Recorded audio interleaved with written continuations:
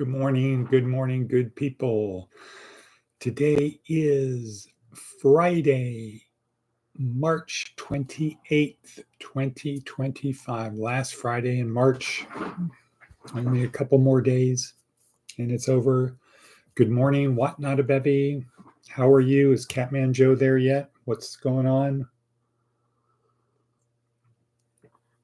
I spoke to Catman Joe yesterday. How's she doing? How are you doing? What's happening? Kat and Jordan are on their way. What time are they going to arrive? As you people from the South say.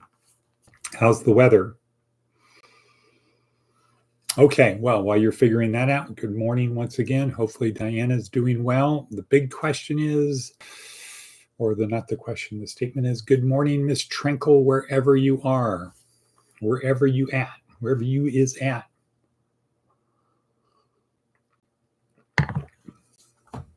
One-ish, two-ish. Okay, reddish, bluish. Okay, so good morning, Miss Trenkle, wherever you is. What? That was a must is, because must ain't don't sound right. Huh? Okay, so it's Friday, people, last Friday of the month. And still have one more Friday, one more workday to make something happen. But here we are, Department of Career Services, where our goal is to help our students and other interested people on their journey through this life. This life, the incarnation of our soul. How about that? Jesus is the creator incarnate. We are made in the image of God. So we are souls incarnate, spirit incarnate. We're here to help on that journey through life in 4 ways: physically, mentally, emotionally, and spiritually. How do we do it? We do it in the worksheet down below. The link is down below. It's on LinkedIn. It's on Facebook. Under Love Thy Neighbor, it is on our webpage, gschool.com, lovethyneighbor-usa.com, glowupacademy-usa.com. Those are 5 places you can get the worksheet in addition to the link down below. Please like, share, click on the bell, do all that stuff. You know the thing. Please do all that. It's beautiful and sunny. Okay, cool. Today, our themo is the pursuit of happiness, according to Viktor Frankl. Really good one. Okay, but before that, let's look at some advice from an 80-year-old. Beware of the person who has nothing to lose. Correct. Beware of that person. You don't need to give them more power, but just expect they're going to do something that's totally, that when it's done, you say, yeah, that's why they are a person who has nothing to lose, because they keep doing stupid stuff like that. And their life sucks. So they're at stage 1, David Logan, stage 1, life sucks, or my life sucks. So why should your life be any better? Type of thing. Right. So beware of the person who has nothing to lose. Just stay out of their way.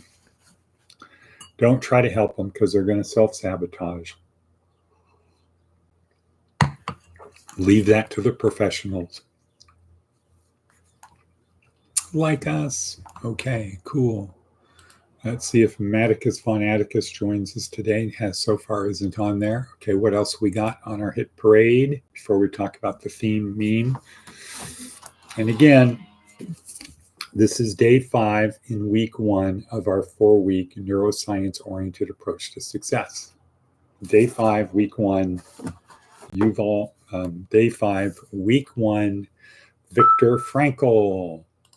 This is really a good one. Let's see, what does Seth Godin have to say today? Obvious versus perhaps. Obvious closes the door to inquiry.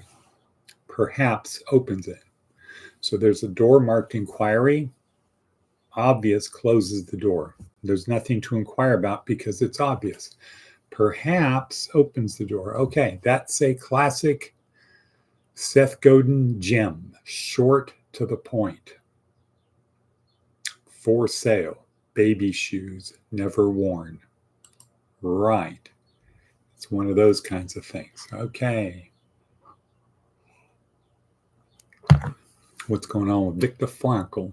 Mr. Viktor Frankl. I'm going to put that in red letter. Okay, so the big question. Okay, big question. So Viktor Frankl is attributed with the third school in psychotherapy. Freud, Jung, Viktor Frankl. Big name, German, Jew, Auschwitz, Dachau, concentration camps, lived through it, wrote a book about the experience called Man's Search for Meaning. Classic book. Fantastic book, easy read, very poignant, a lot of good stuff in there to take home. Should bring to heart, never leave home without it. Very good stuff, which we're going to talk about today and I think tomorrow and maybe Sunday. Different versions of Man's Search for Meaning. Right now okay, good. We've got about 10 minutes. So Viktor Frankl was a very bright doctor. I think he was a psychiatrist, psychotherapist, smart guy, Jewish guy, World War II, had the opportunity to leave, but his parents and wife were going to be arrested. So he decided he would get arrested too.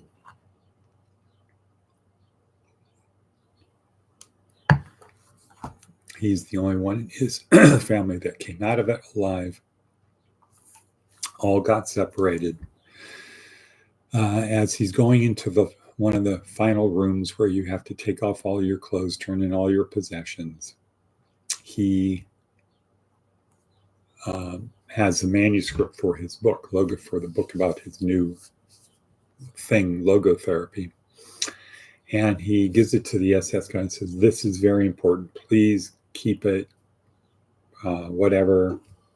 And the person at the desk, the German soldier, whatever, SS person, Gestapo, whatever, at the desk who's checking people in, says, "Okay, I will." And Viktor Frankl keeps walking out. As he gets to the door to leave, he turns around to see the person throwing that thing in the garbage can. "Welcome to Auschwitz or Dachau. Welcome to the concentration camp." So, bright guy, bad situation, wrote about it. And the question was answering is, what is the meaning of life? While he was at camp, he observed, because he was trained and had nothing else to do, he's in the petri dish. He's like,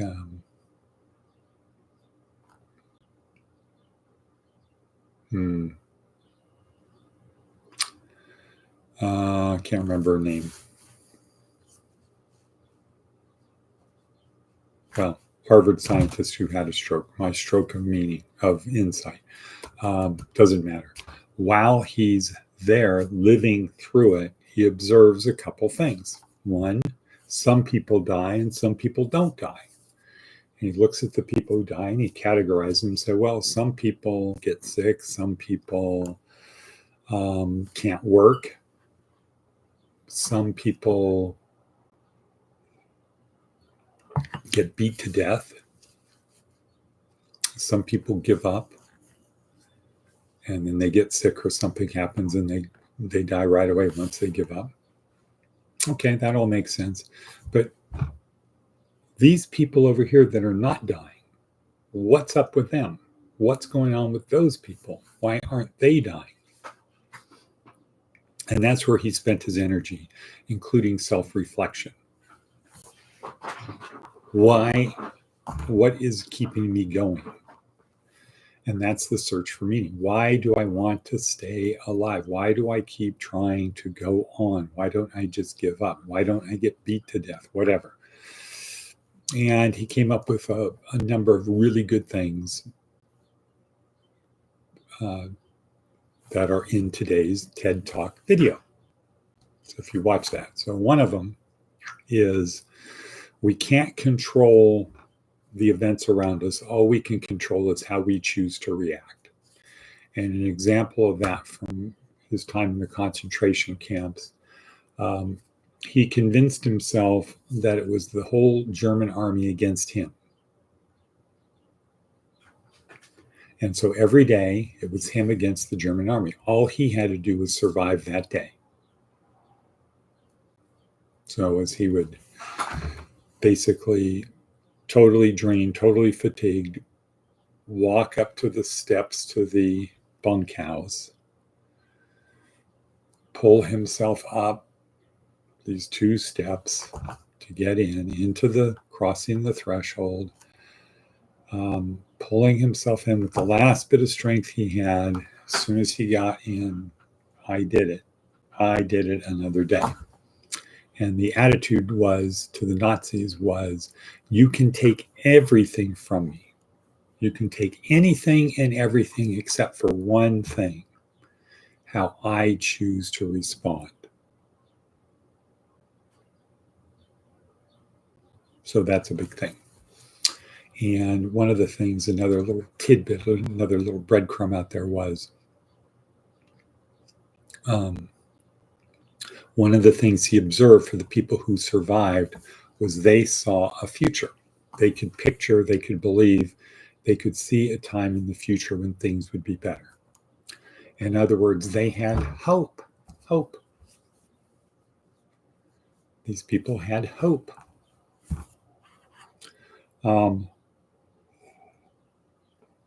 me, the biggest thing, the biggest diversion from normal, what we normally are told, is we run around asking the question, what is the meaning of life? What is the purpose of life? And, if you are a Christian, if you're a Protestant, an active Protestant, what is the meaning of life? It will be to follow God's plan for me. God has a plan for me. I need to just follow God's plan. I need to let God lead. Let go, let God. That's what I need to do. Surrender to God, and God will take care of me. That's the standard Protestant model for active, mostly non-denominational Protestants. God has a plan. My thing is get out of my own way. Let God do it. Okay. So what is the purpose of life? What is why am I here? Well, I'm here to do what God wants of me. Okay, that would be the standard Protestant model. I'm not saying that is the model. Viktor Frankl's thing says, no. You got it wrong. We don't ask what is the meaning of life. Life asks us, what is the meaning of life? What is the meaning of your life? You need to figure out what is the meaning of your life. Turn it around. So hence the book, Man's Search for Meaning. That what we are predisposed, pre-inclined to do is search for the meaning in our life. And so a lot of people pull the ripcord when they become Christians and say, well, the meaning of my life is to do what God wants me to do. And I'm just going to be in this boat. And God, I'm going to go with the current. If God tells me to row, I'll row. If he tells me to sit back, I will. But it's not I'm not the active agent here. God is the active agent. I'm just trying to figure out his will. And, that is got a lot of problems with it. Okay, because there's no evidence that the number of Protestant people in the world are any better than anyone else in the world. In fact, there's evidence that being not a Christian makes you have a better life and better predisposed to other people. So to say, Well, okay. So let's get back to Viktor Frankl. So man's search for meaning. The other thing Viktor Frankl says, which we'll probably talk about on Sunday, is when we are in a situation that we cannot change, like being in a concentration camp with no expectation of being released, when we are in a situation that we cannot change, we are forced to change ourselves. And that's going to come out in the movie The Gray, which I think is on Sunday. When we're not able to change our circumstances, we're forced to change ourselves. And so if you go to prison, can you change the circumstances of the fact that you are in prison? No. You're going to be there till they let you go. So now you are forced to change yourself, because you're not going to change where you are. You're not going to change the circumstance. And I think a lot of problems with people who are unsuccessful is they're not happy with the circumstances, but they think it can be changed. So that goes to Dan, Harvard guy.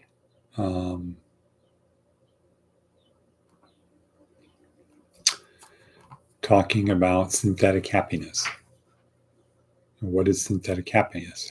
Synthetic happiness is the happiness you have when you get what you didn't want. You lost out, something bad happened. 6 months later, you're just as happy as you were before that. It's the happiness you get when you get the thing you didn't want. So